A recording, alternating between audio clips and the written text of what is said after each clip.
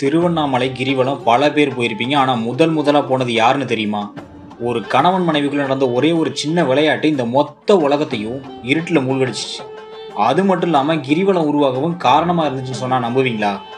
கைலாயத்தில் சிவனும் பார்வதியும் சந்தோஷமாக பேசிக்கிட்டு இருக்காங்க. அப்போ பார்வதி தேவி விளையாட்டுக்காக பின்னாடி இருந்து சிவனோட 2 கண்களையும் தன்னோட கைகளால் மூடுறாங்க. சிவனோட கண்கள் தான் இந்த உலகத்தோட சூரியன் சந்திரனுமா இருந்திருக்கு. ஸோ கண்களை மூடுனதும் பூமியில் உள்ள மொத்த வெளிச்சமும் அணைஞ்சு பிரபஞ்சமே இருளில் மூழ்கிடுச்சு.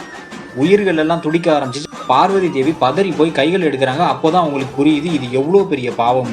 அந்த பாவத்தினால தோஷமும் வருது. ஸோ அந்த தோஷத்தை நீக்க பார்வதி தாய் பயங்கரமாக தவா இருக்கிறாங்க.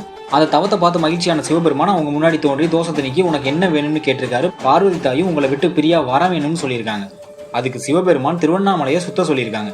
பார்வதி தாயும் சிவனை நினைச்சு உடுக்கை அடிச்சுக்கிட்டு அந்த மலையை வெறுங்காலில் சுற்றி வர்றாங்க. கார்த்திகை மாதம் பௌர்ணமி நட்சத்திரம் பார்வதி தாயோட கடும் தவத்துக்கு ஒரு பலன் கிடைக்குது. சிவன் பார்வதி தேவி முன்னாடி தோன்றி இனிமே நான் வேறு நீ வேறு இல்லை, 2 பேரும் ஒண்ணுதான் சொல்லி அர்த்தநாரீஸ்வரரா மாறுறாங்க.